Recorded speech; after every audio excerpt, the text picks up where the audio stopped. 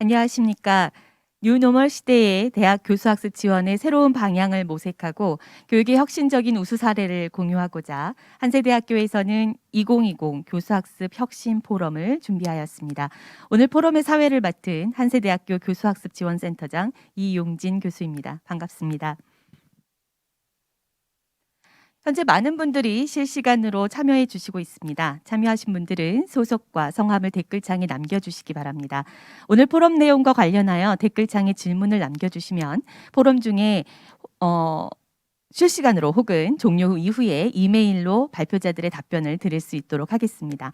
또한 만족도 조사에 성실하게 참여하신 분들 중에는 추첨을 통해 모바일 기프티콘을 발송해 드릴 예정이로니 포럼에 끝까지 참여해 주시기 바랍니다. 그럼 오늘 포럼의 시작을 알리는 개회사를 한세대학교 교육혁신원장님이신 최화숙 교수님이 해주시겠습니다. 안녕하십니까. 한세대학교 교육혁신원장 최화숙입니다. 먼저 한세대학교 교육혁신원이 주최하고 교수학습지원센터가 주관하는 오늘 포럼에 실시간 온라인으로 참석해 주신 대학과 기관의 관계자 모든 분들께 감사의 말씀드립니다. 오늘 포럼에서는 한세 유니버시티 뉴 노멀 2.0 교수 학습의 미래를 그리다 라는 주제로 교수 학습의 혁신 성과를 공유하는 시간을 갖고자 합니다. 교수 학습의 미래를 열어나가기 위해 중요한 오늘 포럼에서 한세대학교가 우수 성과들을 소개하고 공유할 수 있게 된 것을 기쁘게 생각합니다. 지금 우리 대학들은 코로나19로 인해 교수학습의 변화가 어느 때보다도 강조되고 있습니다. 따라서 오늘 이곳에서 공유하는 내용들은 포스트 코로나 시대에 교수학습이 나아가야 할 방향에 대한 훌륭한 사례가 될 것이라 확신합니다. 오늘 많은 분들의 수고와 노력으로 마련된 이 소중한 자리를 발판 삼아 한세대학교와 여러 대학 및 모든 기관이 향후에도 폭넓은 교류가 이루어지기를 희망합니다. 마지막으로 오늘 참석하신 모든 분들께서 만족할 만한 성과를 얻길 바라며 실시간 온라인으로 포럼에 참석해 주신 모든 분들께 다시 한번 감사의 말씀 드립니다. 감사합니다. 네, 이어서 오늘 포럼 개최와 더불어 참여해 주신 여러 대학과 기관 관계자 여러분께 감사의 의미를 담아서 환영사가 있겠습니다. 한세대학교 부총장님이신 김정일 교수님이십니다. 안녕하십니까. 한세대학교 총장 직무대리 김정일 부총장입니다. 오늘 한세대학교에서 교수학습 혁신 포럼이 코로나19 감염병 확산 방지를 위해서 실시간 온라인 화상 방식으로 진행됨에도 불구하고 전국에서 참석해 주신 모든 분들께 먼저 환영의 말씀을 드리는 바입니다. 또한 오늘 포럼에서 기조 강연으로 도움 주시는 전남대학교 류지연 교수님과 한세대학교의 우수 성과를 공유해 주시는 최광돈 공경자 교수님, 그리고 최병영 학생에게도 깊은 감사를 드리며 오늘 포럼을 준비하고 협조해 주신 모든 관계자 여러분들께도 감사의 말씀을 드립니다. 한세대학교는 1953년 기독교 신앙과 학문을 겸비한 전인교육을 바탕으로 한세에서 시작하여 세계로 가자라는 슬로건과 함께 글로벌 인재 양성을 위해 노력을 하고 있습니다. 더불어 의, 진리, 사랑이라는 교육 이념을 지향하면서 이론과 실무를 접목한 실용적 교육을 통해 각 분야의 전문가를 배출하고 바른 인성과 따뜻한 가슴을 가진 사회인을 육성하기 위해서 전 교직원이 하나가 되어 학생들을 교육을 하고 있습니다. 그 결과 한세대학교는 교육부의 대학 기본 역량 진단에서 자율개선대학으로 선정되었고 한국대학평가원의 대학기관 평가 인정에서도 인정대학으로 선정되는 등 유수 기관으로부터 그 성과를 인정받는 쾌거를 이루어냈습니다. 이러한 성취에 자족하지 않고 이제 한세대학교는 뉴드림, 뉴한세라는 슬로건 아래 끊임없이 도전하는 정신으로 변화를 두려워하지 않으며 우리 대학 한국의 교육에 신선한 에너지를 불어넣는 대학으로 진화해 나갈 것입니다. 전 세계가 코로나19 팬데믹을 겪는 지금 개인의 일상생활과 사회에 나타난 변화가 새로운 표준으로 자리 잡을 것이라는 분석이 나오면서 이른바 뉴노멀 2.0 시대를 맞이하고 있습니다. 저는 HSU 뉴노멀 2.0 교수학습의 미래를 그리다라는 주제로 지금 열리고 있는 오늘 포럼을 통해서 지속 가능한 교육혁신의 방향성과 교수학습의 미래를 그릴 수 있는 시간이 되기를 희망합니다. 한세대학교의 새로운 도전과 혁신에 많은 서군과 힘찬 격려를 보내주시고 바쁘신 중에도 오늘 포럼에 참석해 주신 모든 분들께 다시 한번 감사의 말씀을 드립니다. 감사합니다. 네, 감사합니다. 다음으로는 오늘 2020 교수학습 혁신 포럼을 빛내주실 기조 강연이 있겠습니다. 대학 수업 환경의 변화, 안녕하세요. 온라인 교육과 가상현실의 적용이라는 주제로 전남대학교 교육문제연구소장이신 교육학과 류지현 교수님을 모시겠습니다. 교육학과 유지한 교수입니다. 오늘 여러 교수님들 모시고 성과 발표회에 이런 대학 교육의 변화에 대한 내용을 갖고 설명을 좀 드리려고 합니다. 코로나 때문에 우리는 1년여간 대학 교육에서 상당히 많은 부분들의 변화를 겪을 수밖에 없었습니다.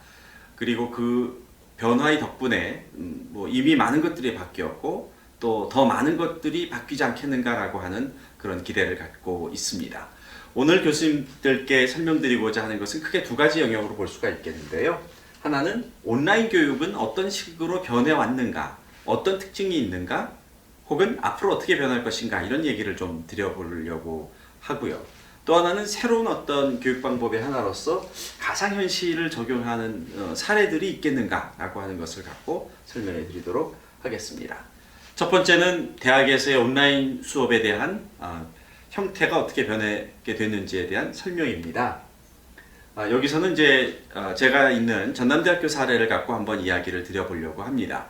학생들의 수업 형태가 많이 바뀌었을 거라고 기대해 볼 수가 있겠는데요. 실제로 코로나 이후에 대학 수업의 변화 등에 대해서 뭐 이런저런 다양한 그런 연구 보고들이 나오고 있는 현실입니다. 그 속에서 한번 어떤 변화에 학생들의 학습 형태가 바뀌게 되었는지 이런 것들을 살펴보는 것이 의미가 있을 것 같은데요.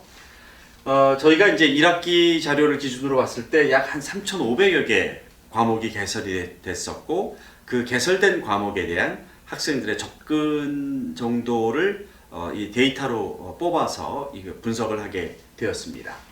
그래서 이제 2020학년도 1학기라고 보시면 되겠고요. 전남대학교 학부 과목 전체를 대상으로 하고 있습니다. 사실 이제 몇 가지 좀 궁금한 점들이 있었습니다. 그래서 과연 학생들은 요일별로 수업을 어떤 식으로 해나갈까?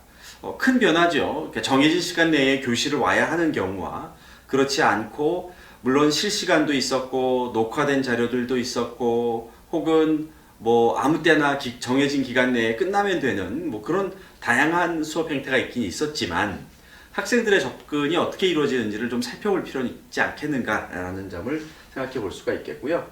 또 학생들은 어떤 장치를 많이 선호할까?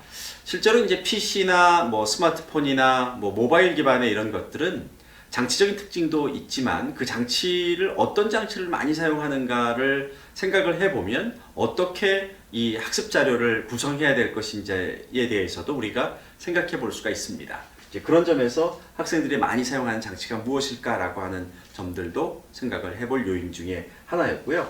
또 학생들이 언제 과연 접속을 많이 할까? 실시간 수업이야 뭐 당연히 실시간 수업에 접근을 하겠지만 그렇지 않은 경우도 실제로 많이 있었거든요. 그래서 이제 그런 것들을 갖고 한번 데이터를 살펴보았습니다. 이렇게 데이터를 보시게 되면 기본적으로는 월요일에서 토요일에 이르는 주간적인 데이터, 그러니까 주 요일에 대한 접속 빈도를 보게 되면 이때가 첫 개강을 하던 날이었습니다. 그래서 그 개강을 하던 때를 제외하고는 대체로 이렇게 월요일에서부터 토요일까지 쭉 떨어지는 양태를 보였습니다. 대부분 다 그렇습니다. 여기 이제 그 점 하나하나가 요일을 표시하게 되는데요. 월, 화, 수, 목, 금, 토까지 최저점을 내리는 양상을 보이게 됩니다.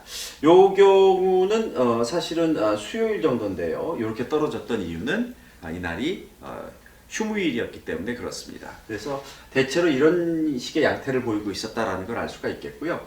또 이렇게 주황색으로 표시된 라인들은 전부 다 모바일 접속했던 경우입니다. 그 밑에 하늘색이 PC나 노트북 같은 걸 얘기를 하는 거고, 이 둘을 합친 게 파란색의 총 접속 빈도라고 할 수가 있겠습니다.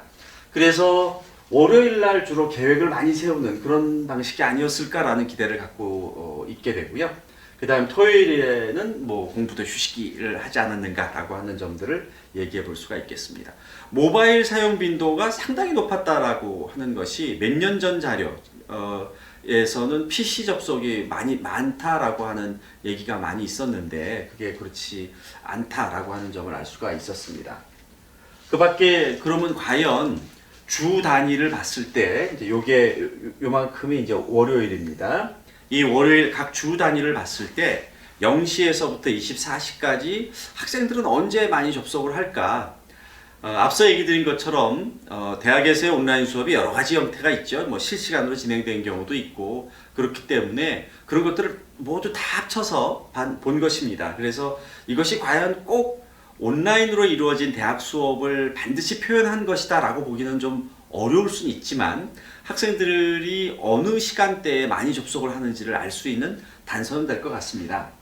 여기 보시면 점선으로 표시된 것이 하루의 시간대입니다. 그 다음 이렇게 되어 있는 것이 그 12시를 표시한 겁니다. 이제 정오가 언제인지를 알기 위한 건데요. 보시게 되면 이 검정색 라인이 월요일부터 토요일까지의 그 접속 빈도와 시간을 표현하고 있습니다. 앞쪽 슬라이드에서 봤던 것처럼 월요일 날 시작해서 점점점 떨어지는 그런 양태를 보이고 있는데요. 한 가지 재미난 것은 월요일 같은 경우는 정오를 중심으로 해서 최고점이 대체로 골고루 퍼져 있습니다. 그런데 이제 그것이 조금씩 변합니다. 화요일 정도 수준이 됐을 때는 정오보다 그 뒤가 좀 더 많아지는 것 같고요. 또 그 다음 전체적으로 조금 떨어지지만 그 다음 이런 식으로 조금씩 그 정오를 기준으로 대체로 1시, 뭐 3시 이즈음대의 시간대가 상당히 많은 집중적인 학습 시간이다라고 하는 걸 볼 수가 있었고요. 결국에는 고정된 학습 시간을 확보하려고 하는 것이 학생들의 어떤 패턴이 아니었는가라는 생각이 듭니다. 이번처럼 코로나가 아닌 경우에 사실 온라인 수업을 하게 되면 저녁 시간대를 많이 이용하는 것으로 많이 생각을 했었습니다. 그런데 이제 보시는 것처럼 이와 같이 대체로 10시에서 3시, 4시 정도까지, 물론 이제 실시간으로 운영됐던 수업들도 있었기 때문에 이런 영향이 있긴 있었겠지만 보시게 되면 월요일부터 토요일까지 이와 같이 점점점 피크 타임도 줄어들고 있고 라고 하는 일종의 어떤 패턴을 좀 알 수가 있었습니다. 자, 이게 무엇을 의미하는가라는 걸 한번 생각을 해볼 필요가 있습니다. 결국에는 새로운 환경에 대한 적응 속도가 상당히 빠르다. 이제 우리 학생들에 대한 이야기겠죠. 그리고 결국 이것이 새로운 어떤 학습 방법을 우리가 그 새로운 수업 방법으로서의 가능성을 생각을 해야 된다. 실제로 많이 바뀌었고요. 그리고 온라인으로 이루어지는 컨퍼런스 같은 것들도 많이 경험을 아마 하셨을 겁니다. 그래서 그 기존에 우리가 잘 이게 될까? 라고 생각했던 것들이 생각보다는 많이 이루어지고 있고 일종의 새로운 가능성 같은 것들을 이렇게 많이 경험하고 있지 않나, 뭐 이런 얘기를 드릴 수 있을 것 같습니다. 상호작용 방식이 많이 바뀌었죠. 제가 그 작년만 하더라도 뭐 올 초하고 작년 뭐 이렇게 워크숍 같은 거를 가게 되면 그런 얘기를 많이 드렸습니다. 대학 수업이 15주로 되어 있죠. 그러니까 15주로 구성되어 있는 교육과정은 생각보다 빨리 없어지거나 변화될 수도 있다. 어느 날 갑자기 변화될 수도 있다. 이런 얘기들을 많이 드렸는데요. 예를 들어 전남대 같은 경우에는 15주를 8주 만에 끝내는 프로그램을 짤 수도 있고요. 10주 만에 끝내는 프로그램을 짤 수도 있습니다. 이제 일종의 압축식으로 진행되는 집중 강의제 같은 그런 양상이라고 볼 수가 있겠는데요. 이 15주 수업 체제라고 하는 것이 생각보다 빨리 변할 수도 있다라고 하는 것들을 한번 좀 생각해 보시면 어떨까라는 생각이 듭니다. 온라인 수업을 통해서 대학 수업에 여러 가지 변화들이 많이 일어나고 있는데 이런 변화와 같이 한번 생각을 해볼 수 있는 것이 바로 마이크로 러닝이라고 하는 아이디어입니다. 마이크로 러닝은 유튜브 같은 것들을 통해서 짤막짤막하게 이루어지는 학습 형태입니다. 이 마이크로 러닝에 대한 가능성은 대체로 2014년, 15년부터 꾸준하게 이야기가 되고 있었던 학습 형태인데요. 이 유튜브를 떠올려 보시면 됩니다. 그래서 교수님들께서도 필요한 정보, 예를 들어서 라면 잘 끓이는 방법 이런 걸 한번 떠올려 보면 라면 잘 끓이는 방법을 알기 위해서 유튜브를 찾아보시면 바로 라면 잘 끓이는 법을 알 수가 있습니다. 그런데 라면을 잘 끓이는 방법을 대학 수업에서 듣게 되면 라면의 역사부터 배워야 되고 라면의 어떤 성분이 무엇인지를 배워야 되고 라면의 제조 과정을 배워야 됩니다. 상당히 다른 형태의 학습이 일어날 수 있다라고 하는 것을 보여주는 예시가 될 텐데요. 그래서 실제로 이런 마이크로 러닝은 학습자의 요구에 딱 맞는 소형화된 학습 경험이라는 것입니다. 이런 식의 학습에 익숙해져 있는 학습자들이 온라인 컨텐츠로 갔을 때 어떤 온라인 컨텐츠에 훨씬 더 매력을 느낄 것인가 라는 걸 생각을 해볼 필요가 있다는 거죠. 그래서 이 마이크로 러닝은 짧지만 완전한 학습 경험이라는 얘기를 합니다. 왜 이런 얘기가 가능한가 하면요. 바로 학습자의 요구가 곧 학습 경험과 일치되는 현상이 생기기 때문에 그렇습니다.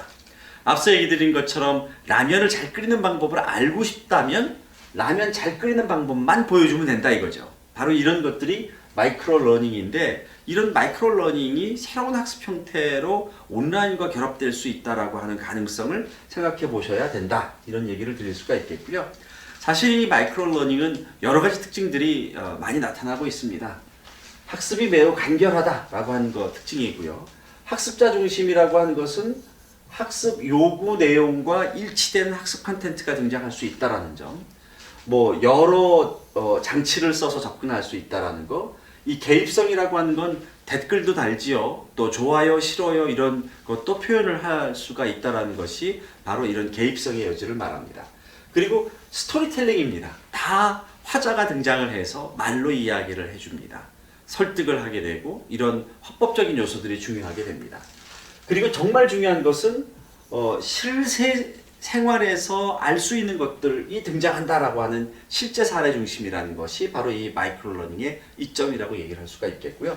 전달식 방법을 쓰고 있다는 것이 마이크로 러닝의 특징인데 온라인 수업이라고 하는 것이라는 디지털 플랫폼이 완성된 형태에서 이와 같은 마이크로 러닝이 결합이 된 형태가 아마도 앞으로 이런 디지털 중심의 대학에서의 학습 콘텐츠가 되지 않겠는가라는 기대를 해볼 수가 있습니다. 사실은 이 마이크로 러닝은 여러 가지 이점이 있는데요. 그 중에서 업데이트가 굉장히 쉽다든지 효율적인 개발 주기를 갖고 있다라는 그런 장점들이 있습니다. 우리가 무크라든가 이런 KOCW라든가 여러 가지 학습 콘텐츠들을 개발을 하게 되는데 15주차짜리를 만드는 그런 식의 아이디어라기보다는 짧게 이루어지는 여러 콘텐츠를 만든다는 것이 훨씬 더 매력적인 요인으로 다가설 수도 있다라고 하는 점들을 좀 설명을 드릴 수가 있겠습니다. 이번에 조금 다른 콘텐츠를 갖고 얘기를 드리려고 하는데요. 바로 가상현실이라고 하는 겁니다. 한 몇 가지 사례를 갖고 여기서는 그냥 사례 중심으로 이런 식의 적용 방법도 가능합니다라는 설명을 드리려고 하는데요. 먼저 첫 번째 이런 가상현실 혹은 가상세계라고 하는 것이 갖고 있는 가장 큰 장점은 간접 경험을 확대해 주면서 어떤 상호작용형 마이크로 월드로서 전환을 해준다. 상호작용형 마이크로 월드라는 것은 학습자가 어떤 가상의 공간 내에서 다양한 경험을 이렇게 조작할 수 있고 경험을 확장시켜 나갈 수 있다는 게 큰 특징이라고 볼 수가 있습니다. 뭐 게임형으로 진화하는 콘텐츠 뭐 이런 얘기들을 드릴 수가 있겠는데 한번 내용을 살펴보겠습니다. 요거는 이제 제가 직접 운영했던 한 프로그램의 예인데요. 여기 보시면 이렇게 아바타가 여러 아바타들이 보이죠. 이 아바타들이 고등학생들입니다. 고등학생들이 올해에 대학 진학을 위해서 이런 대학 탐방 같은 거를 하기가 상당히 어려웠는데 버벨라라고 하는 프로그램을 통해서 이렇게 학생들이 접근을 해서 내용을 알 수 있고, 그럼 이제 여기서는 그 학과 소개하는 요건 이제 간호학과 소개 예였는데요. 여기가 이제 학교에서 학생들이 실제로 접근하고 있는 모습을 보여주는 겁니다. 이렇게 줌이나 이런 그 화상 형식과는 조금 다르게 각자의 자기 아바타를 만들어서 움직일 수 있기 때문에 훨씬 더 능동적으로 움직일 수 있었다라고 하는, 그리고 훨씬 더 재미를 많이 느낄 수 있었다라고 하는 그런 사례를 한 가지 설명드릴 수 있겠고요. 이제 요거는 조금 이런 그 노트북 기반으로 운영된다라고 하는 것을 전제로 얘기를 드렸고, 조금은 이제 하이텍으로 넘어가는 사례를 갖고 얘기를 드리겠습니다. 이제 요건 씀티처라고 하는 건데요. 예비교사들을 위한 학습자들을 좀 관리하는 그런 프로그램이 됩니다. 요걸 한번 이제 플레이를 좀 해보면, 네.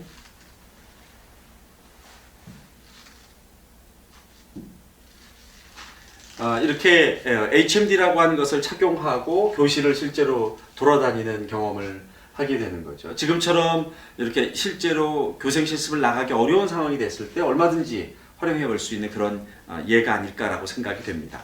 이 씀티처라고 하는 것은 예비교사들을 위한 일종의 프로그램이라고 볼 수가 있겠는데요. 제가 이제 한 수년간 계속 연구를 해오고 있고, 지금 이번 학기에 이제 몇몇 대학들과 같이 협업을 해서 실제로 적용도 해보고 있는 상태입니다.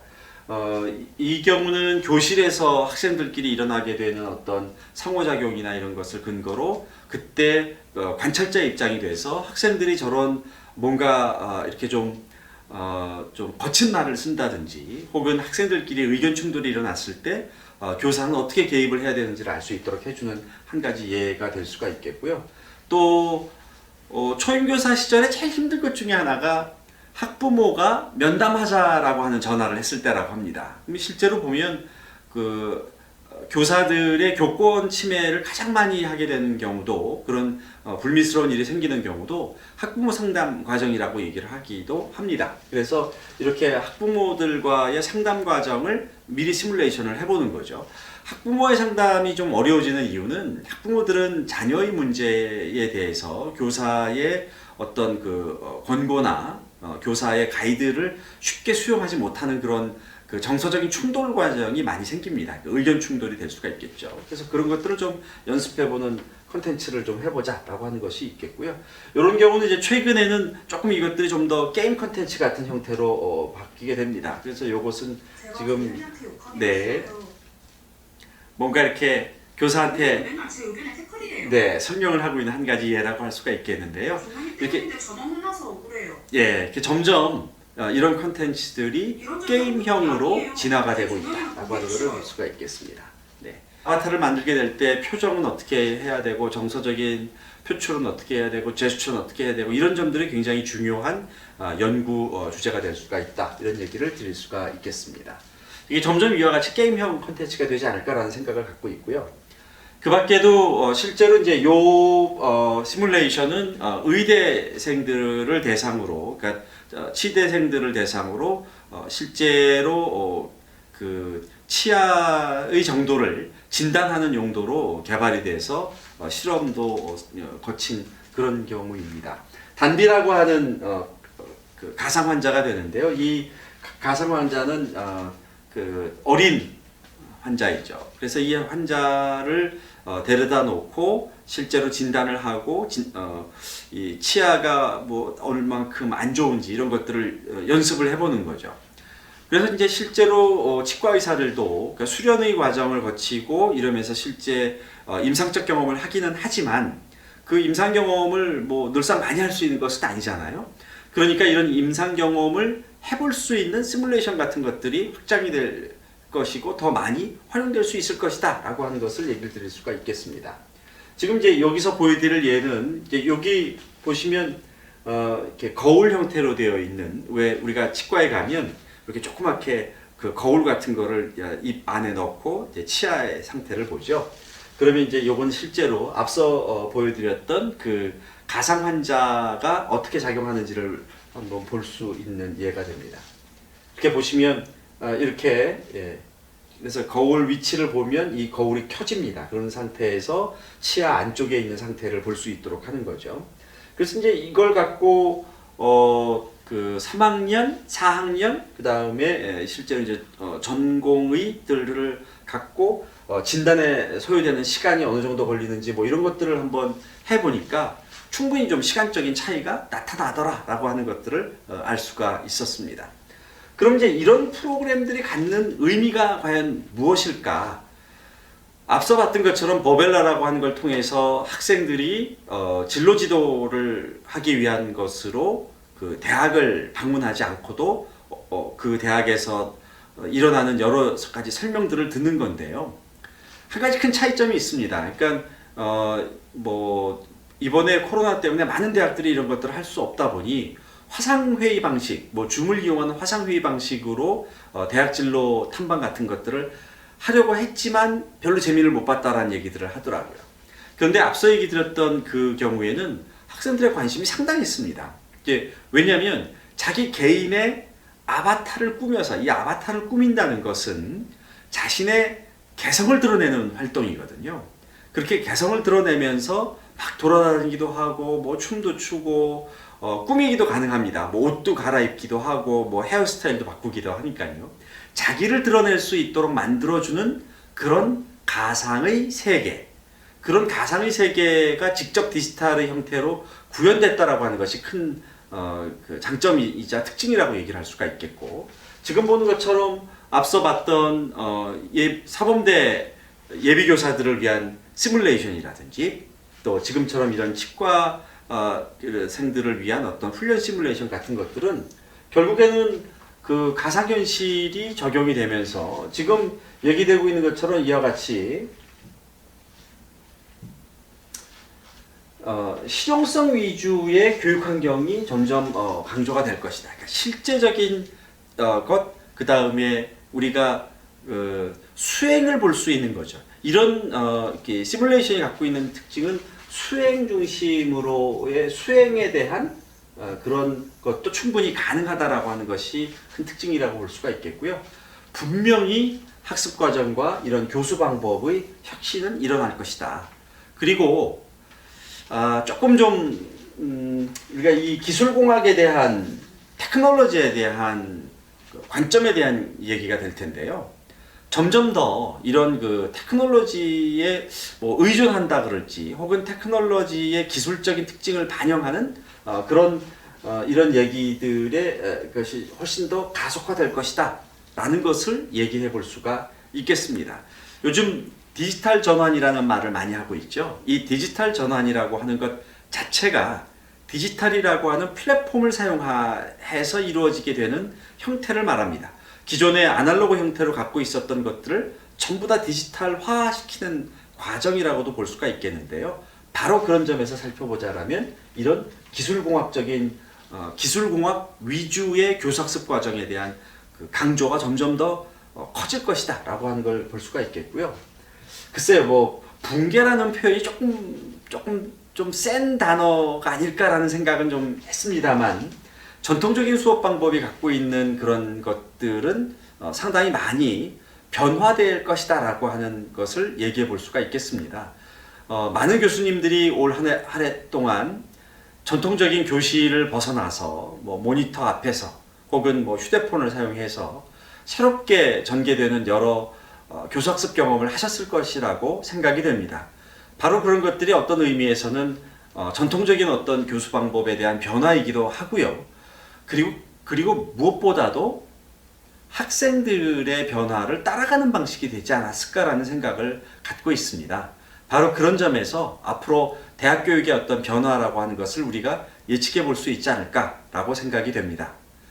코로나를 통해서 우리가 대학 교육에 상당히 많은 변화를 경험했던 한 해였던 것 같습니다. 그런데 또 많은 분들은 이런 예측도 하십니다. 올 한 해 겪었던 변화보다 내년에 겪게 될 변화가 혹시 더 크지는 않을까라고 하는 점입니다. 저도 이번 1학기 때 새롭게 온라인 수업을 해야 되는 것 때문에 많은 분들에게 이런 그 온라인 수업에 하는 방법이라든지 뭐 이런 화상회의 것들 매뉴얼을 막 만들어서 배포하고 했던 기억이 새롭습니다. 환경의 변화에 따라서 이렇게 그 교사학습 과정도 너무나 갑작스럽게 변할 수도 있구나라고 하는 점 때문에 적지 않이 놀랬던 경험을 갖고 있습니다. 그렇지만 앞으로 어떤 이 교수학습적 환경이 변화가 될지 그 변화의 예측이라는 것이 쉽지는 않을 것 같습니다. 그렇지만 분명한 것은 학습자의 요구가 있고 이 학습자의 요구를 어떻게 수업 과정에 반영시킬 거냐라고 하는 끊임없는 노력이 있어야 되지 않을까라는 생각을 갖고 제 강연을 여기서 마치도록 하겠습니다. 감사합니다. 네, 기조 강연 감사드립니다. 미래교육 환경의 변화를 선도하는 대학의 역할에 대해서 생각해 볼 수 있는 귀한 시간이었던 것 같습니다. 특히 가상현실의 적용 가능성과 교수학습 방법의 진보에 대해서 기대와 상상으로 의미 있는 시간이었던 것 같습니다. 사전에 질문 주신 분들도 있고 지금 현재 실시간으로 질문을 주시는 분들도 있는데요. 우리 그 유지연 교수님 연결해서 실시간 으로 우리 답변을 좀 듣는 시간을 좀 가져볼까 합니다. 사전에 그 질문 주신 내용을 보면 교수님 제가 말씀을 먼저 드리겠습니다. 새로운 시스템 혹은 기술 등이 도입될 때 학생과 교수자에게 어떻게 효과적으로 그 사용 방법을 공유하고 또 내실화할 수 있는지에 대한 우수 사례가 혹시 있는지 이런 부분들을 질문해 주셨습니다. 소개해 주실 수 있을까요? 네, 일단 질문 감사드리고요. 이렇게 온라인상으로나마 이런 그 포럼에 참여할 수 있게 되어서 큰 영광으로 생각합니다. 질문 내용을 갖고 이제 저도 좀 생각을 해봤습니다. 그러니까 우수 사례를 안내하거나 이걸 이렇게 딱 지목하기가 쉬울까? 근데 사실은 그게 좀 쉽지는 않았고요. 그래서 그냥 대학 교육의 변화라고 하는 측면으로 역시 제가 소속된 전남대학교 상황을 조금 좀 설명하는 방식으로 그 질문에 대한 답을 좀 하고자 합니다. 기본적으로 대학 교육, 중고등학교도 마찬가지겠지만 대학 교육에서 그 중요 고려 요인은 학생보다는 교수의 변화가 훨씬 중요하다. 이런 생각이 좀 많이 듭니다. 우리가 보통 이런 기술 수용 사이클이라 그래서 이렇게 새롭게 테크놀로지가 들어오게 되면 테크놀로지를 수용하게 되는 인구의 몇 퍼센트 정도가 어떻게 반응하는가를 갖고 이제 이야기를 할 때 대체로 우리가 이제 early adopter라고 하죠. 그래서 early adopter는 상위 한 13.5%인데요. 그 상위 13.5%보다 앞서 나가시는 혁신가 그룹은 2.5%. 그래서 생각보다 상당히 적은 수라고 얘기를 통상 합니다. 1학기 때 저희 대학에서 LMS를 활용을 해서 1학기 전체적으로 교수님들의 이 접속 빈도나 이런 것들을 한번 좀 살펴봤습니다. 물론 접속 빈도라고 하는 것 자체가 그 교수님께서 어떻게 그 원격 수업을 활용했는가를 얘기해주는 절대 지표는 아닙니다. 그렇지만 대략적으로 좀 가늠해 볼 수 있는 그런 지표가 아닐까라는 생각에서 그걸 좀 살펴봤는데요.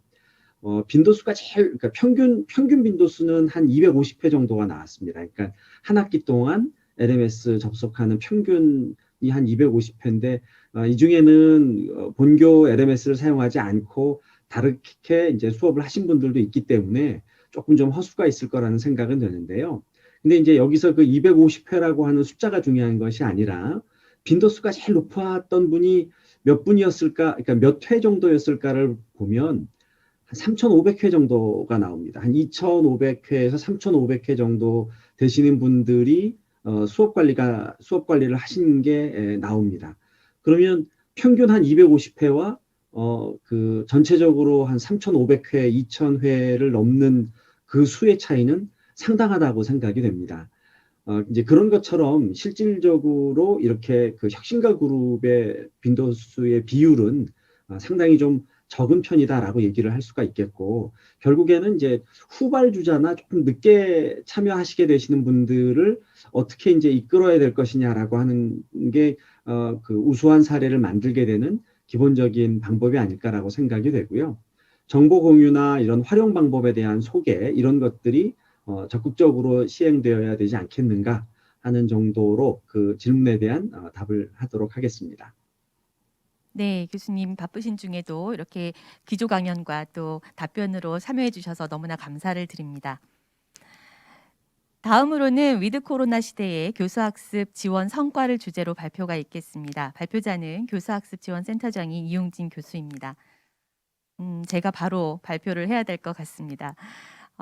교사학습 지원의 성과를 발표한다는 것이 이런 코로나19로 인해서 어려움을 겪고 있는 상황에서 어떤 성과가 있느냐라는 것들을 말씀드리는 게 굉장히 부담입니다.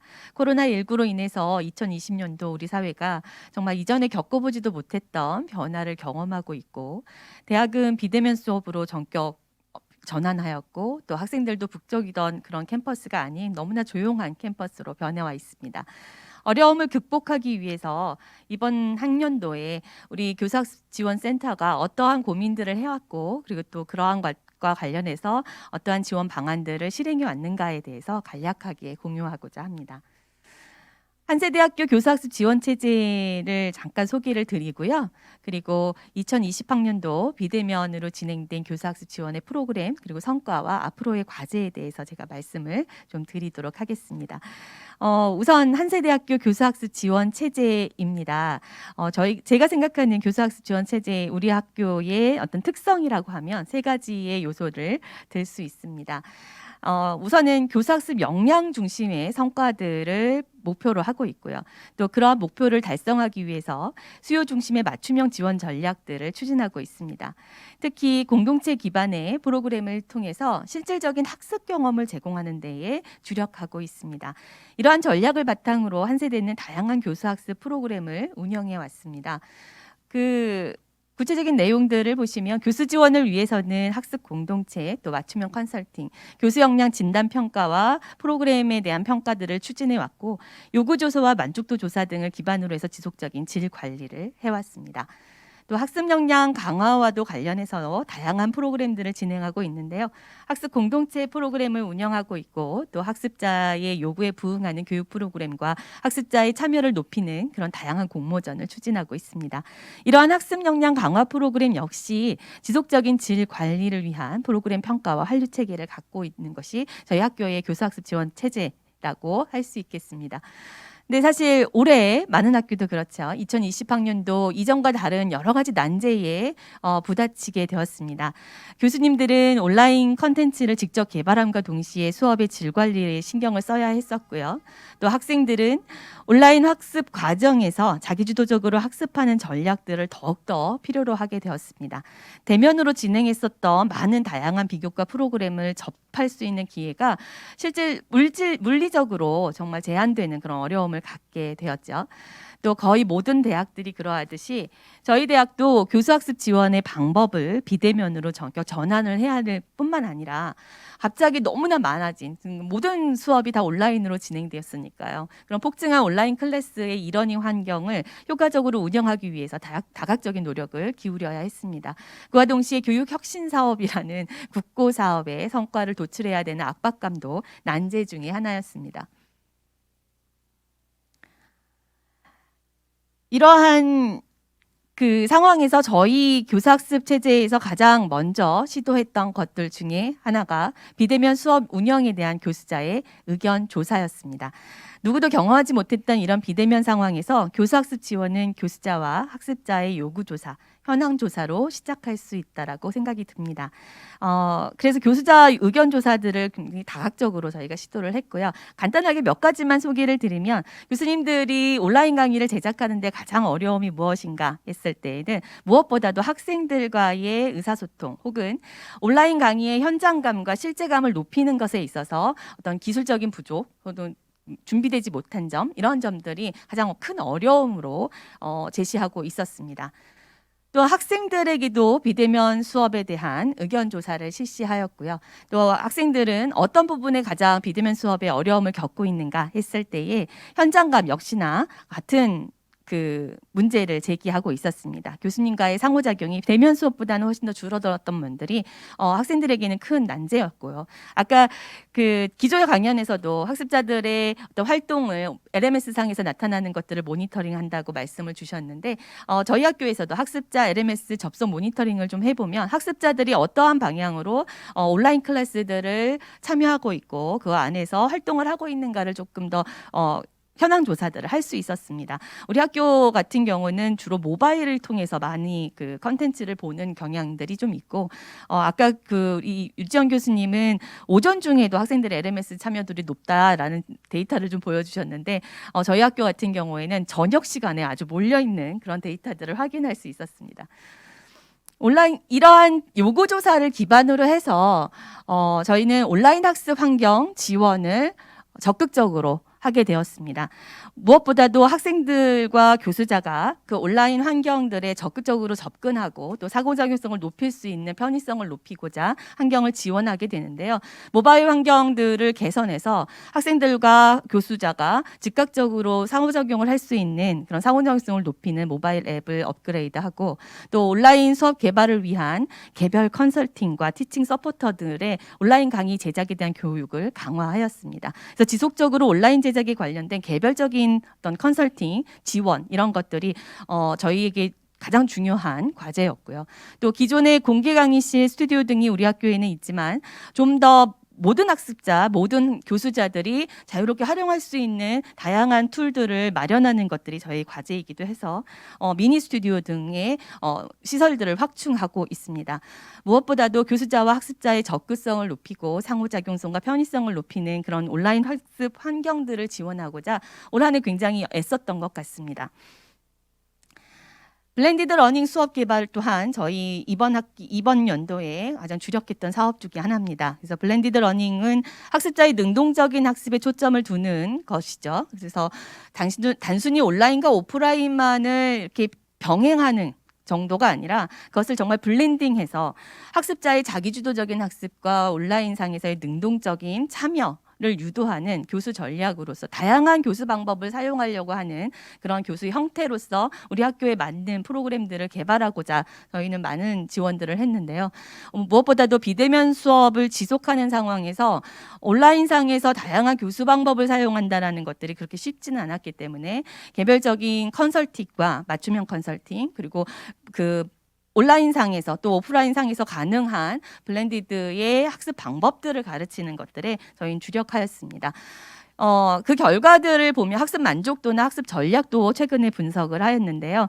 보면 학습자들의 대략적인 온라인 수업에 대한 만족도는 1학기보다는 훨씬 더 상승된 것들을 확인할 수 있고요. 또 하나는 학생들의 학습 전략에 따라서 또 자기주도적인 학습 전략과 인터넷을 활용해서 수업을 하는 학습 전략에 따라서는 만족도의 수준 혹은 그 수업의 성과에 대한 판단이 다르다라는 것입니다. 이것을 보면 학습자들에게 우리 학생들에게 조금 더 온라인상에서의 학습 역량들을 기를 수 있도록 학습 전략들을 교육하고 그러한 역량들을 실질적으로 기를 수 있는 환경을 마련해 주는 것 그것이 저희 교수학습 지원의 어떤 방향이 아닐까라는 생각을 하게 됩니다. 그 다음에 저희가 또 주력했던 사업 중에 하나가 비대면 학습 공동체 활동 지원입니다. 이른바 온택트 학습 공동체 활동이라고 할 수 있겠는데요. 사실 한세대학교는 작년부터 학습 공동체 활동 프로그램들이 다양화되었습니다. 네, 올해는 그것을 온라인상 온택트 방식으로 전환해야 되는 상황이었고요. 그래서 저희가 주력했던 방법은 온라인 상황에서도 소통의 장을 굉장히 다양화하고 활동 참여를 극대화하는 것들에 주력하였습니다. 예를 들면 뭐 인스타그램이라든지 카카오톡 또 SNS를 활용하고 카드뉴스라든 것들 통해서 홍보 방식이나 여러 가지 그런 접근성들을 확대하는 측면 강조했었고요. 또한 저희들의 공유물 그러니까 그 활동을 통해서 나오는 성과물들을 패들렛이나 구글과 같은 위키 기반의 공유 시스템을 활용해서 적극적으로 같이 공유하고 같이 생각하는 그러한 학습 공동체의 문화들을 만들어가는 데에 주력했습니다. 그래서 실시간 화상회의를 통해서 같이 소통하고 성과를 공유하고 특히 또 지속적인 개별 지도와 가이드들을 지원하면서 학생들은 학습 공동체 활동을 통해 성과를 충분히 낼 수 있었습니다. 잠시 저희 학습 역량 지원 프로그램이 여러 개가 있는데 그중에 하나인 챔프온 학습 공동체 프로그램을 소개하는 영상을 짧게 보여드리도록 하겠습니다.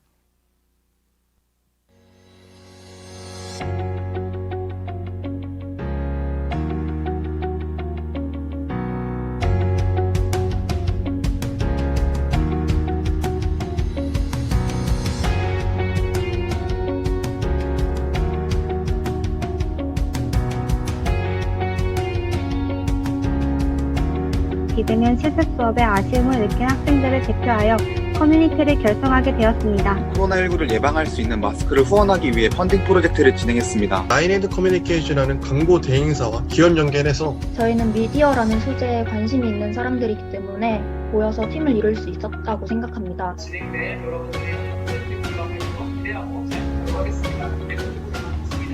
첫 번째 기대 효과는 주문을 잊은 카페만의 브랜드 아이덴티티를 확립한 것입니다. 통계에서 80% 정도의 학우분들이 매우 만족한다고 응답을 했습니다. 안심 직장 설문조사를 거쳐 이것을 어플로 만들어줄 수 있는 프론트엔드 기능을 구현하였습니다. 러닝 커뮤니티란 충전기다. 삶에 지친 나를 가득 충전해주기 때문이다. 이번 프로젝트는 앨범입니다. 나중에 돌아볼수록 좋은 추억이기 때문입니다.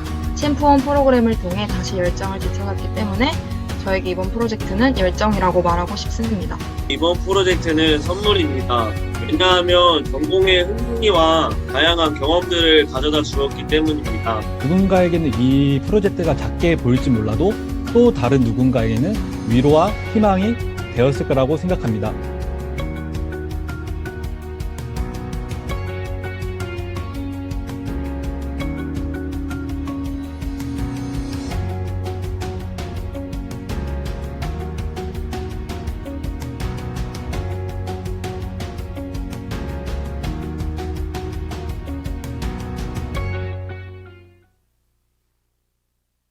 네. 성과와 과제에 대한 부분입니다. 위기가 기회라는 말이 있죠. 코로나19로 인해서 여러 가지 어려움을 겪고 있지만 교수학습 지원에 있어서는 여러 가지로 발전의 기회가 되었다고 생각합니다. 학습자와 교수자의 요구 분석을 기반으로 해서 교사학습 지원 방법을 개선하고 교수자와 학습자의 학습 공동체 활동에 대한 긍정적인 인식을 확산하면서 온라인을 통한 다양한 맞춤형 프로그램을 제공함으로써 사실상 프로그램의 참여도는 매우 크게 급증하였습니다. 만족도 역시나 프로그램에 대한 만족도가 굉장히 높게 나타났고 흥미로운 것은 교수자 설문 결과에 따르면 학생들의 교과 내용에 대한 이해도 혹은 성취도 또한 이전보다 더 높아졌다라는 의견들이 있었습니다.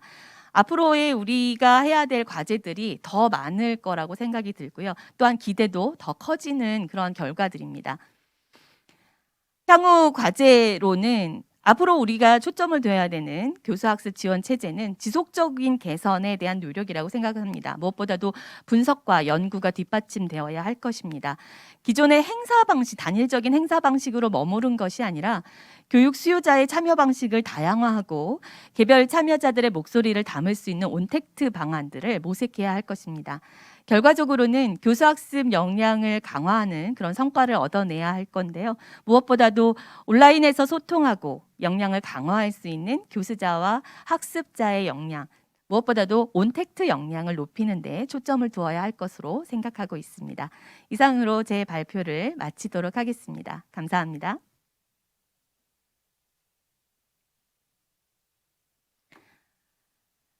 이어서 온라인 학습 성과를 위한 소통 전략이라는 주제로 한세대학교 국제경영학과 최광돈 교수님께서 발표해 주시겠습니다. 네, 안녕하십니까. 온라인 학습 성과를 위한 소통 전략 사례를 발표할 국제경영학과 최광돈입니다. 오른쪽은 제 QR코드 명함입니다. 사례 과목 개요를 말씀드리겠습니다. 3학점 3시수로 두 과목에 대해서 말씀드리겠습니다. 이 두 과목 다 이론과 실습으로 진행하였습니다. 사전 녹화 방식으로 동영상 강의를 하였습니다. 학습 전략입니다. 첫 번째, 1시간, 2시간 구분하여 2일 수업으로 분리하여 수업하였습니다. 두 번째는 나포 형성을 위한 오프닝 멘트와 클로징 멘트를 하였습니다. 세 번째는 실제감 반영을 위해서 사진 출석 호명을 하고요. 강의 자료 화면에 교수 영상을 노출하였습니다. 네 번째로 학습 이해 과제와 연계한 출석 확인을 하였습니다. 다섯 번째, 과제 제출 리마인드 문자 메시지를 전송하였습니다. 여섯 번째, 공지사항과 강의 자료 제공을 하였습니다.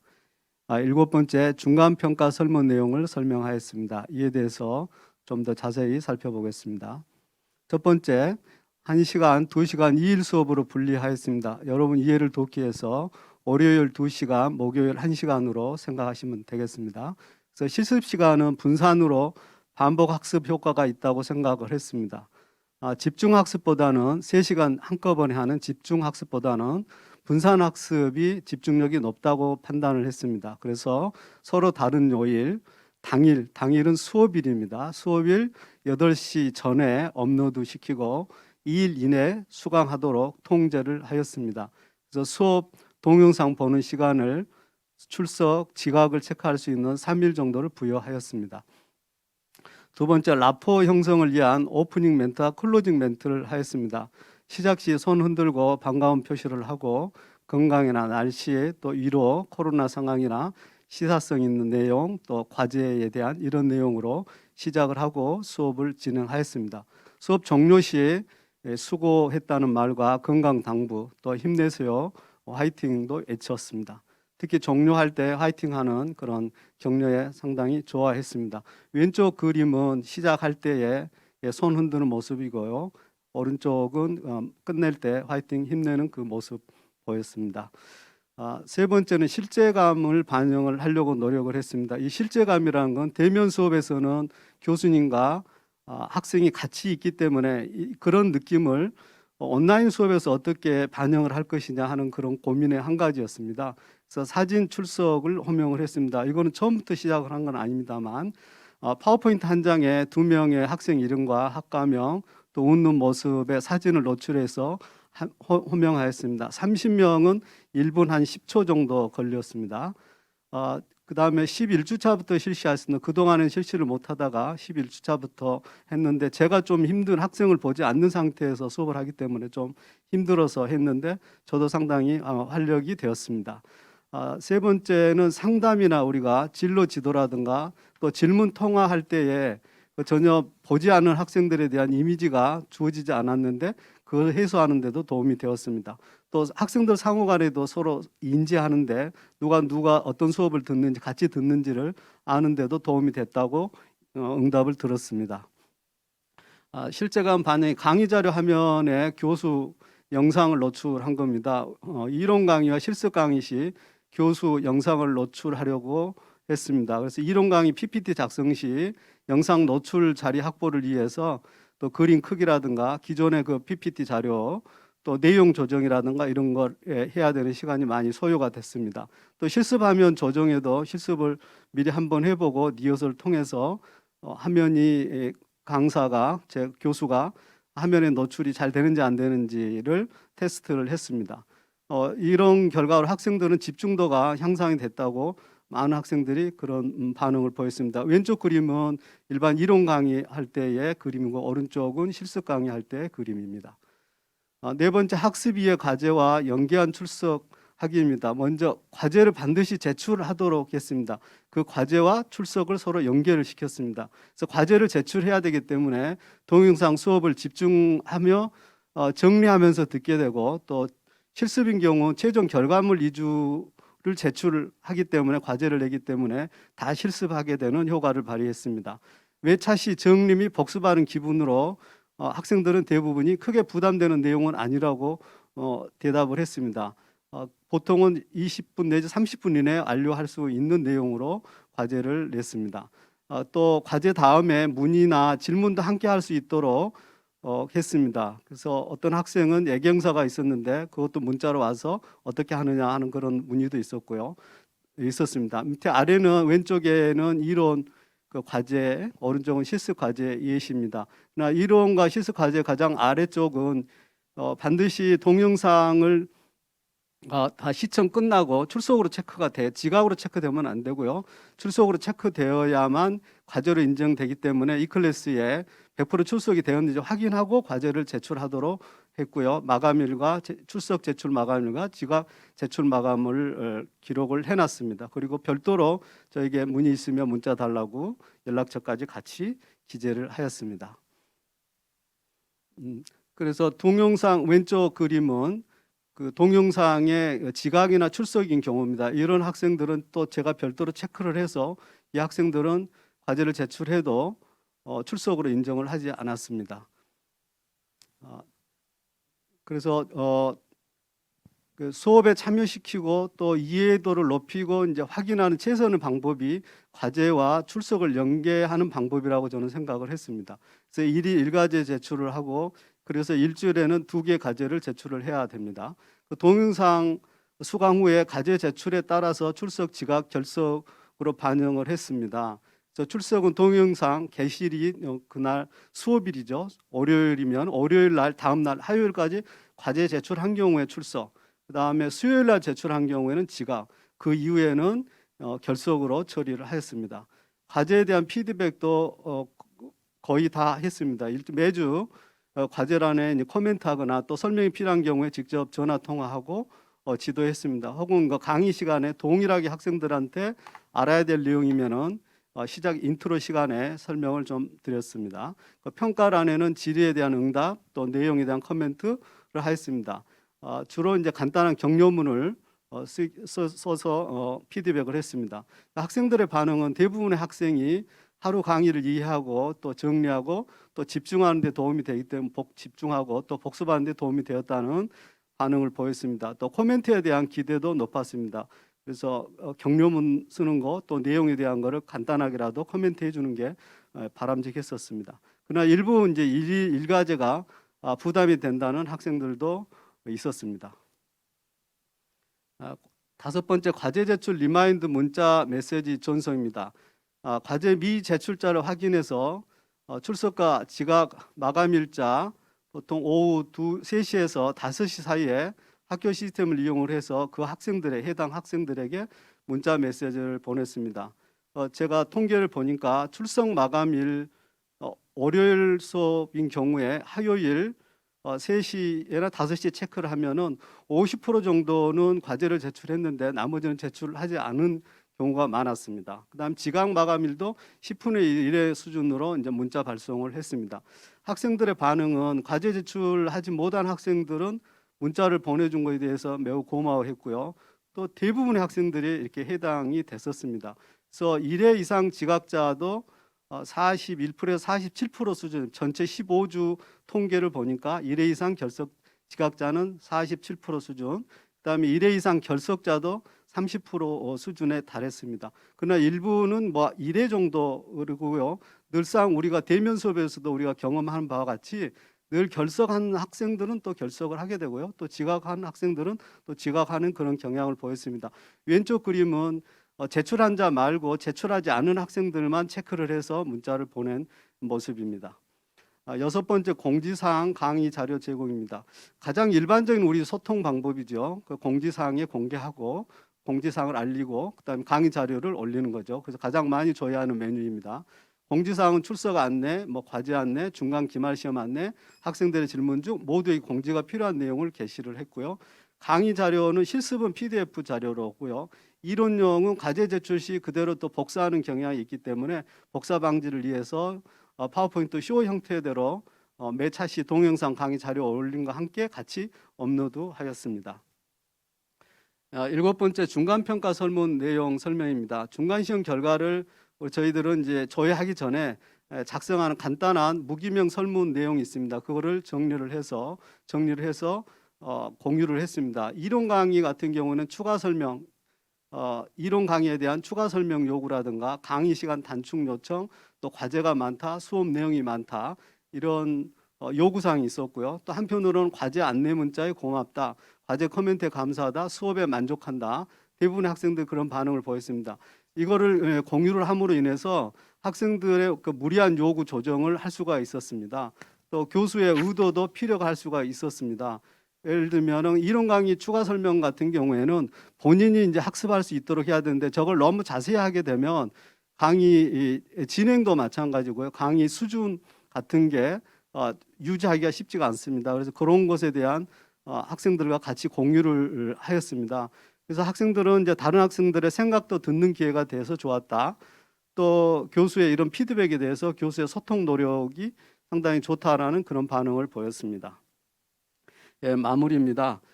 대면 수업의 경우 교수와 학생이 같은 공간에 있기 때문에 상호작용하기가 용이합니다. 그래서 대면 수업에서의 참여, 출석, 또 내용 전달, 학습 이해, 질의응답, 상호작용 등을 녹화 동영상에서 어떻게 확인하고 수행할 것에 대한 많은 고민을 했습니다.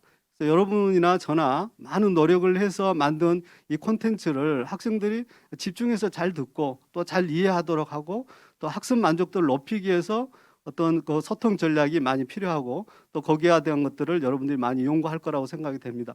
그 중에 제가 이제 6, 7가지 사례를 보여드린 겁니다. 그래서 특히 저 같은 경우는 집중 학습이 아닌 분산 학습 설계로 하다 보니까 그러니까 3시간 스트레이트를 한 게 아니고 1시간, 2시간으로 나눠서 일자도 나눠서 하기 때문에 2배의 노출과 또 2배의 과제, 2배의 소통이 이루어졌습니다. 그렇지만 학생들의 학습 만족도는 굉장히 높은 반응을 보였습니다. 예, 감사합니다. 네, 감사합니다. 비대면 수업 상황에서 학생들과의 소통이 가장 큰 어려움이기도 한데요. 교수님의 수업 사례를 통해서 수업을 개선하는 여러 가지 아이디어를 얻을 수 있었던 시간이었습니다. 감사를 드립니다. 이어서 발표가 있기 전에 잠시 안내 말씀을 드리겠습니다. 채팅창에 소속과 성함을 올려주신 분들께는 포럼이 종료된 후에 질문에 대한 답변과 만족도 조사 링크를 발송해 드릴 예정입니다. 아직 채팅창에 소속과 성함을 남기지 못한 분들은 지금 남겨주시면 감사하겠습니다. 이어서 발표를 해주실 분은 한세대학교 간호학과 권경자 교수님이십니다. 간호복지학부생 역량 강화를 위한 온라인 수업 구축이라는 주제로 발표해 주시겠습니다. 예, 안녕하십니까. 오늘 발표를 맡은 한세대학교 간호학과의 권경자입니다. 저희 대학의 교수 역량 강화를 위한 좋은 프로그램이 있습니다. 교수 4, 5인이 팀을 이뤄서 다양한 주제를 선정해서 함께 논의할 수 있는 프로그램으로서 전문학습 공동체라는 프로그램입니다. 저는 오늘 2020년 1학기 전문학습 공동체 프로그램 중에서 간호복지학부생 역량 강화를 위한 온라인 수업 구축의 내용을 함께 공유하고자 합니다. 저희는 간호복지학부 안에 간호학과, 사회복지학과로 구성이 되어져 있습니다. 이에 해당 프로그램에 간호학과 교수 2인과 사회복지학과 교수 2인이 함께 팀을 이뤄 코로나19 팬데믹 상황에서 어떻게 하면 학생들의 역량을 강화할 수 있는 온라인 수업을 진행할 것인지에 대한 고민을 하고 이를 함께 공유하고 논의하는 자리를 마련하였었습니다. 다음 사진은 저희 모임 사진이라고 보시면 됩니다. 저희가 이런 모임을 진행하게, 이런 전문학습 공동체 모임을 진행하게 된 가장 큰 이유는 먼저 말씀드리고자 합니다. 코로나19 시대에 간호복지학부인 간호학과, 사회복지학과는 이론 교육뿐만 아니라 실무와 실습 교육이 되게 중요한 학과입니다. 그러나 코로나19 등으로 인해서 현장 실습을 제대로 진행하지 못하고 온라인 실습으로 대체하고 있는 실정입니다. 이에 체계적인 온라인 실습 등에 대한 대책이 필요한 상황이었습니다. 저희는 그래서 온라인 강의 원격 교육의 강화를 위해서 어떻게 하면 효율적인 교수의 역량 강화와 더불어서 실습 등에 대한 효율적인 교육 방법이 필요할 것인지에 대한 고민을 하였고 이에 저희의 모임을 진행을 하였습니다. 앞에서 말씀드렸듯이 저희 모임은 간호복지학부 교수 4인으로 구성을 하였습니다. 그래서 4인으로 구성을 하였고요. 기본적인 여러 가지 활동들을 하였습니다. 저희는 크게 3단계의 활동을 이루었습니다. 첫 번째 단계에서는 코비드19 시대의 효율적인 대학 교수 교육법을 한번 고찰을 해보자고 하였습니다. 그래서 온라인 수업을 통해서 1년 동안 온라인 수업에 대한 전반적인 논의를 하였고요. 그다음에 관련 세미나 등에 참석한 다음에 그 세미나의 결과 등을 함께 공유하는 자리를 마련하였습니다. 두 번째 단계는 2020년 1학기 온라인 적용 교수법 하고 있는 교수법을 함께 공유하였습니다. 그래서 뒤에 그거는 설명을 드리도록 하겠습니다.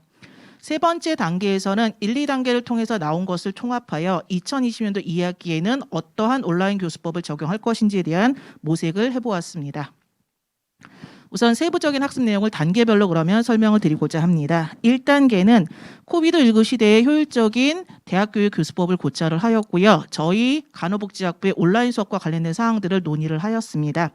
여러 가지 논의들이 이루어졌습니다. 그중에서 크게 4가지 정도로 요약을 해볼 수 있을 것 같습니다.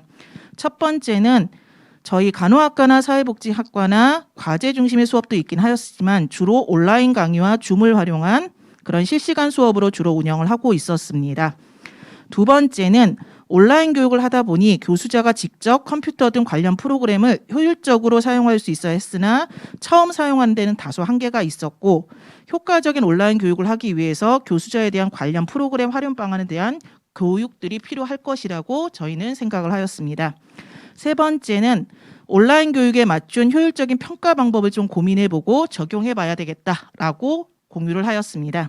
마지막으로는 줌 등을 활용한 실시간 교육의 경우에는 정보 보안의 문제나 오디오, 비디오 등의 부적절한 사용종으로 인한 여러 가지 문제점이 나타날 수 있었습니다. 그래서 이러한 문제점들을 보완하고 학생들에게 실시간 강의 시 주의사항 등에 대한 어떤 구체적인 가이드라인들을 설정을 해주면 조금 더 효율적인 학습을 진행할 수 있을 것이라고 논의를 하였습니다.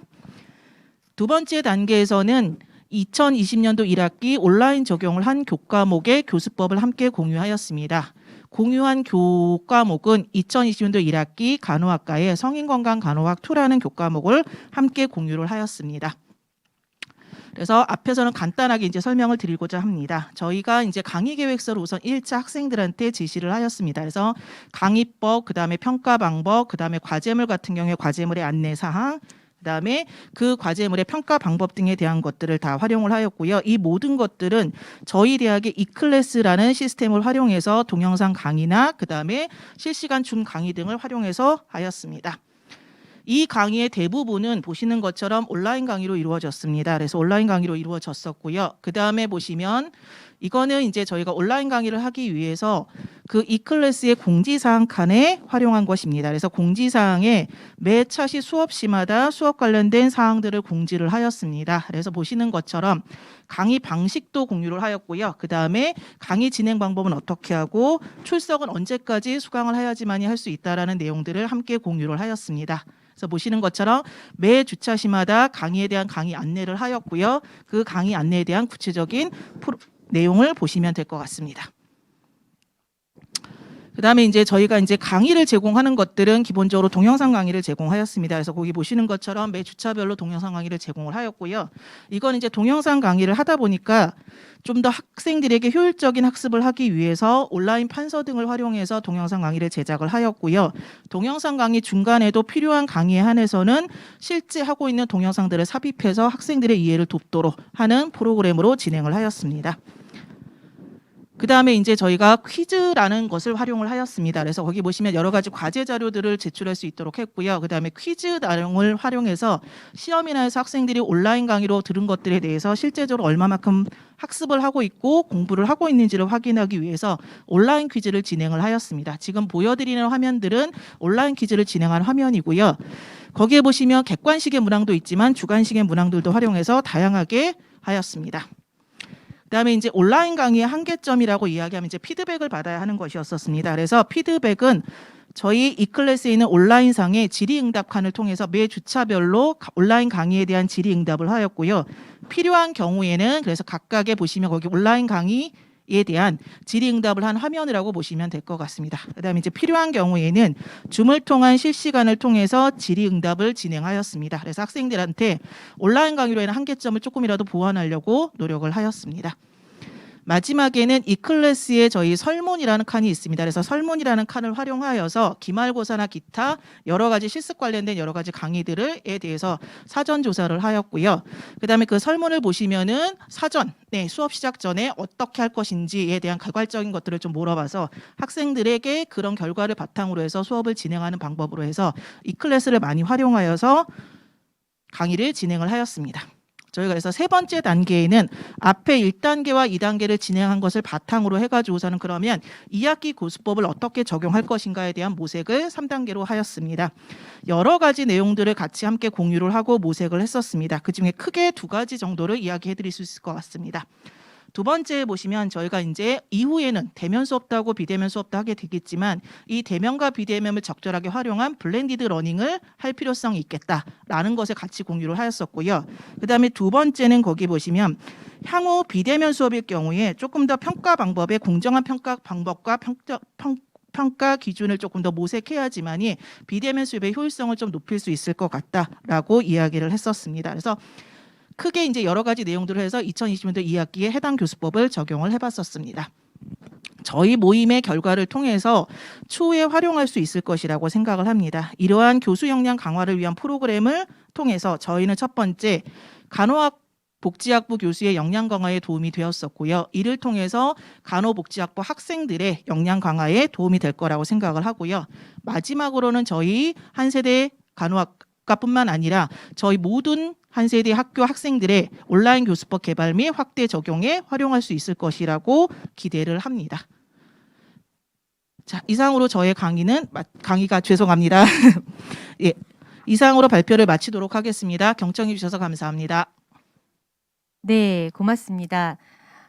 수업의 효과성을 높이고자 교수자들이 모여서 연구를 진행하는 전문학습 공동체 활동은 본교의 교수학습 혁신을 이루는 중요한 동력이라고 생각이 듭니다. 사실 사전 질문을 좀 받았었습니다.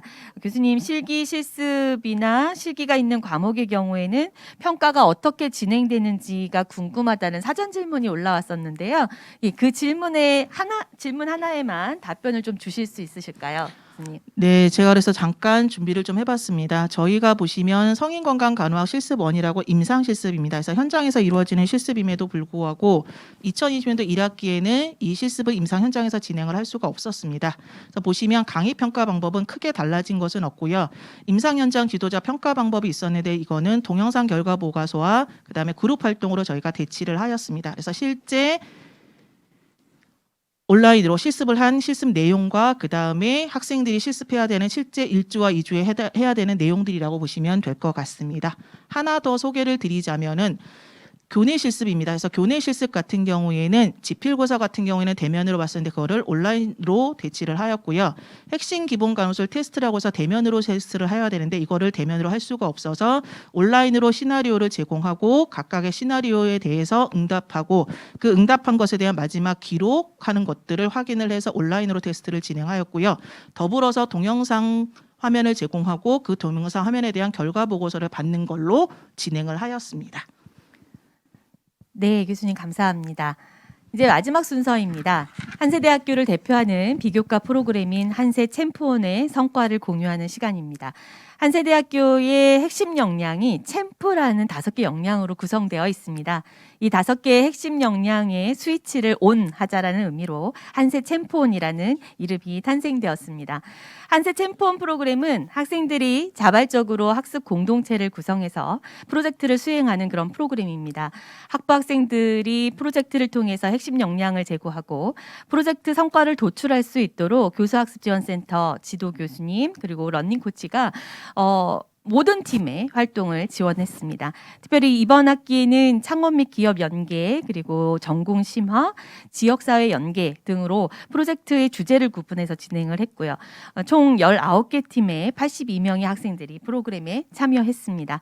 그중 오늘 발표자는 이번 한세 챔프원 프로그램에서 대상을 수상한 노아팀의 최백령 학생입니다. 간호학과 학생들로 모인 이 노아팀은 전공 심화 프로젝트를 진행하였습니다. 큰 박수를 부탁드립니다.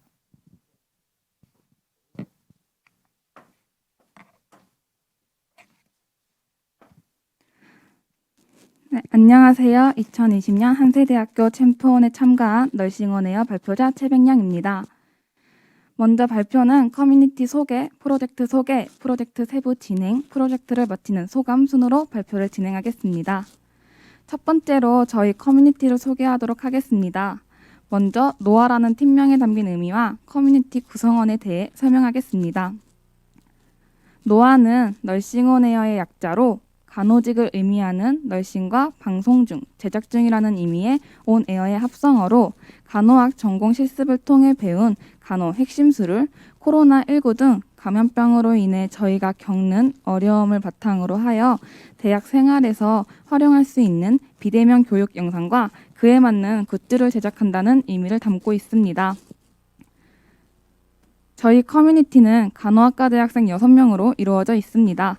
벨빈의 팀 역할론을 기반으로 하여 지휘 조절자, 실행자, 완결자, 창조자, 자원 탐색자, 분위기 조성자로 각 팀원의 특성에 따라 역할을 배정해 수행하였습니다. 두 번째로 저희 프로젝트를 소개하도록 하겠습니다. 프로젝트를 하게 된 계기인 문제인식과 이를 바탕으로 선정한 주제에 대해 설명하겠습니다. 문제인식을 설명하기에 앞서 핵심 수기 영상이란 한국간호교육평가원에서 선정한 20개의 핵심 수기 영상으로 학생들이 추후에 간호사로서 병원에서 환자에게 제공하는 핵심적인 처치들에 대해 학습을 할 수 있는 교육 자료입니다. 기존의 핵심 수기 영상은 실무적인 부분에서는 학습하기가 아주 좋지만 부가적인 부분, 예를 들어 술기를 시행하기 전 환자에게 제공해야 하는 교육에 대한 설명이 미흡하다는 단점이 있습니다. 그렇기 때문에 자체 시나리오 제작을 통해 본래 영상의 부족한 점을 보완하여 학생들의 술기 습득 능력을 증진시키는 것을 목표로 설정했습니다. 또한 현재 학습 자료로 활용되고 있는 자료들의 대부분은 오래전에 제작된 영상들로 실제 병원에서 수행되는 방식과는 차이가 있고 제작 기간에 따라 수행 과정이 달라 통일성이 부족하다는 단점이 있습니다. 저희는 이러한 점들을 보완하기 위해 임상 관계자를 대상으로 설문조사와 피드백을 진행하여 임상과의 격차를 줄이는 것을 목표로 설정하였습니다. 실습을 나가기 전 학과에서 붕대가위 같은 실습 물품을 제공해 주지만 실습 시 다른 물품들이 필요한 경우가 종종 있습니다. 그렇기 때문에 학생들의 니즈를 파악해 임상 실습에서 실용적으로 사용할 수 있는 실습 물품을 굿즈 형식으로 제작하는 것을 목표로 선정하였습니다. 앞선 문제인식과 목표를 바탕으로 임상과의 격차를 줄인 한세대학교 간호학과 학생 맞춤 핵심 수기 영상과 굿즈 제작을 주제로 선정하였습니다. 세 번째로 프로그램에 대해 3단계로 설명하겠습니다. 1단계는 재학생과 임상 관계자를 대상으로 핵심 기본 간호술과 임상 굿즈에 대한 요구도 조사를 진행하였습니다. 2단계는 이를 바탕으로 영상과 굿즈를 제작하였습니다. 3단계는 제작된 핵심 기본 간호술 영상과 굿즈를 적용한 뒤 만족도 조사를 통해 효과를 검증하였습니다. 1단계 요구도 조사는 3, 4학년 재학생 52명을 대상으로 진행하였습니다. 50% 이상의 학생들이 기존 핵심 수기 영상에 만족하지 않는다, 보통이다 라고 응답하는 것을 확인할 수 있었습니다. 이를 통해 기존의 핵심 수기 영상이 학생들의 학습에 있어 만족스러운 효과를 주지 못하고 있음을 확인하였습니다. 또한 20개의 핵심 기본 간호술기의 난이도와 중요도에 대한 학생들의 응답을 바탕으로 상위 10개의 핵심 기본 간호술기를 선정하여 영상을 제작하기로 결정하였습니다. 마지막으로 굿즈에 대한 요구도를 조사하였습니다. 이중 응답이 가능하도록 설문지를 제작하였으며 암기 카드, 포스트잇, 포켓 파우치, QR코드, 삼색펜 순으로 요구도가 높았습니다. 요구도가 높은 순으로 굿즈를 제작하려 하였으나 모두 중요하다고 생각하여 5가지를 제작하기로 결정하였습니다. 재학생 요구도 조사와 마찬가지로 임상 관계자를 대상으로 중요도에 대한 요구도 조사를 진행하였습니다.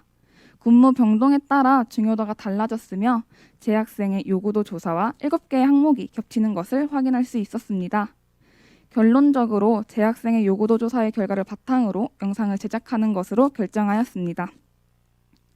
2단계 영상 제작에서는 앞서 선정한 2가지 목표를 바탕으로 제작하였습니다.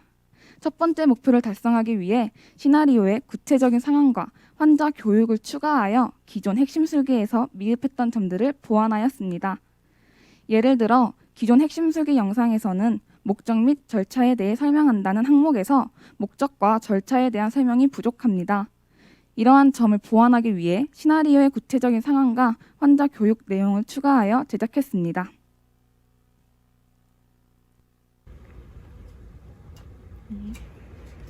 환자분 기도에 가래가 너무 많이 끼셔서 호흡하시기 불편하다고 하셔서 기관 내 흡인 통해서 기도 내에 있는 가래 제거해 드리겠습니다. 두 번째 목표를 달성하기 위해 임상 관계자를 대상으로 설문조사, 피드백을 진행했고 기존 술기 영상에 포함되지 않았던 부분을 추가함으로써 임상과의 격차를 줄일 수 있도록 제작했습니다.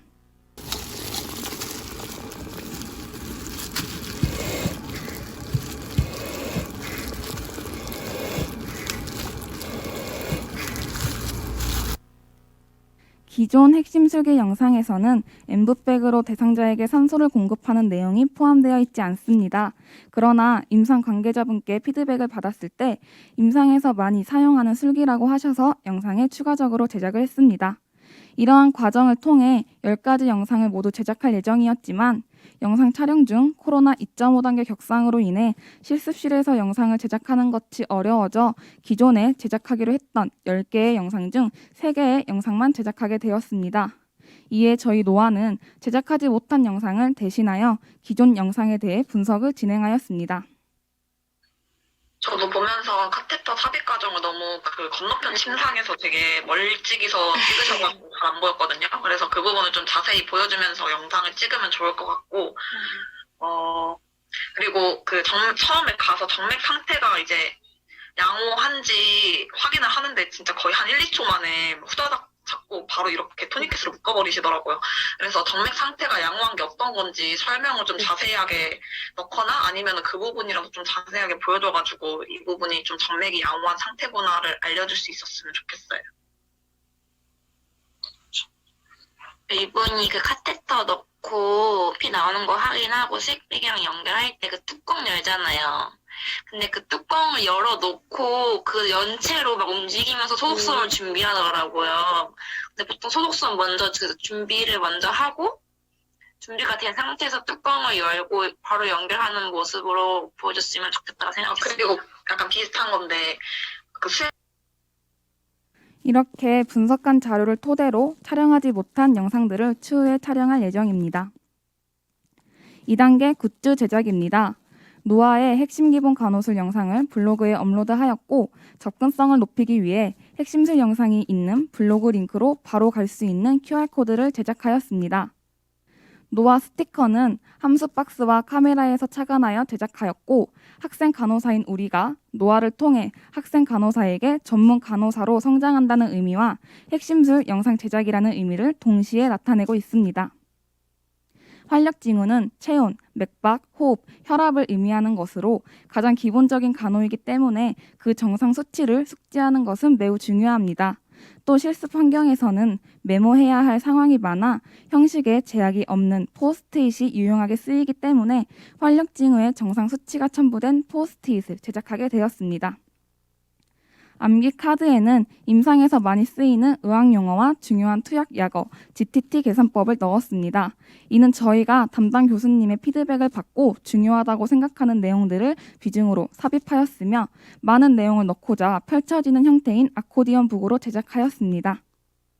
포켓 파우치는 실습복 안에 포스트잇, 펜, 메모장 등 많은 양의 물품을 넣을 수 있도록 가장 큰 파우치로 선정하였습니다. 이는 주머니 안에서 물품을 잃어버리거나 펜으로 인해 실습복이 더러워지는 것을 막기 위해 제작하였습니다. 삼색펜은 임상 실습 시 기록과 비정상 수치를 체크하는 데 유용하게 쓰이기 때문에 제작하기로 결정하였고 한세대학교 간호학과와 널싱온에어 홍보 효과도 얻고자 한세대학교 간호학과 널싱온에어를 각인하여 제작하였습니다. 실습 가위는 본래 제작 예정이 없었지만 저희가 병원 실습에 나갔을 때 붕대 가위가 필요한 상황을 직접 경험하였기 때문에 추가적으로 제작하게 되었습니다. 3단계 만족도 조사는 3학년 재학생 40명을 대상으로 진행하였습니다. 80% 이상의 학생들이 노아 자체 제작 핵심 술기 영상에 만족한다, 매우 만족한다 라고 응답을 한 것을 확인할 수 있었습니다. 이를 통해 노아 자체 제작 핵심 술기 영상이 학생들의 학습에 있어 만족스러운 효과를 주었음을 확인하였습니다. 마지막으로 굿즈에 대한 만족도를 조사하였습니다. 이중 응답이 가능하도록 설문지를 제작하였으며 암기 카드, 포켓, 삼색펜, 활력 징후, 포스트잇, 실습 가위 순으로 만족도가 높았습니다. 이를 통해 노화 굿즈가 임상 실습에서 실용적이라는 것을 알 수 있었습니다. 다음은 임상 관계자를 대상으로 시행한 만족도 조사입니다. 요구도 조사와는 다르게 피드백 형식으로 진행을 했으며 이를 통해 제작한 영상에 대한 좋은 점과 개선해야 할 점을 파악할 수 있었습니다. 이러한 피드백을 반영하여 추후에 영상을 제작할 예정입니다. 네 번째로 프로젝트를 마치며 추후 노화의 계획과 프로젝트에 대한 소감 발표 후 프로젝트 활동 영상을 보여드리겠습니다. 추후 계획은 총 3가지로 첫 번째는 방학 동안에 코비드19로 인해 실습실 출입이 불가능해져 기존 영상을 바탕으로 분석한 7개의 핵심 기본 간호술을 촬영할 예정입니다. 두 번째로는 난이도가 낮았던 10개의 핵심 기본 간호술 영상을 추가적으로 촬영할 예정입니다. 마지막으로 다양한 상황과 응용된 핵심 기본 간호술 영상과 추가적으로 공부해야 할 교육 영상에 대해 촬영할 예정입니다. 저희 노아에게 프로젝트란 새로운 도전이자 터닝포인트라고 할 수 있습니다. 평소 학교 생활에서 참여할 수 없었던 프로젝트를 경험해 볼 수 있었으며 이를 통해 스스로의 새로운 모습을 발견하고 많은 것을 배우며 지식, 습관, 삶의 태도 등의 많은 변화를 얻을 수 있었습니다. 마지막으로 저희 커뮤니티가 프로젝트를 진행해온 과정들에 대한 영상을 보며 발표 마치겠습니다. 감사합니다.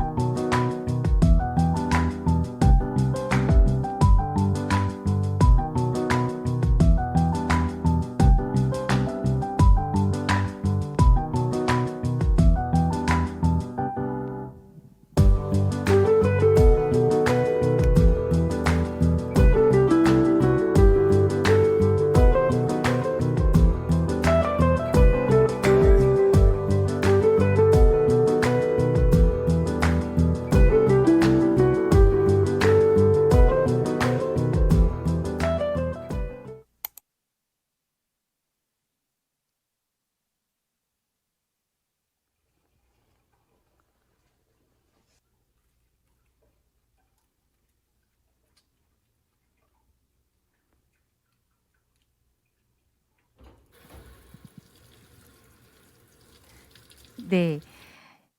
모든 포럼의 모든 순서를 마쳤습니다. 끝으로 오늘 참여해주신 분들은 채팅창에 소속과 성함을 남겨주시면 포럼이 종료된 후에 만족도 조사 링크를 발송해드리겠습니다. 만족도 조사에 성실하게 응답해주신 분들 중에 추첨을 통해서 모바일 기프티콘을 선물로 드릴 예정이니 많은 참여를 부탁드립니다.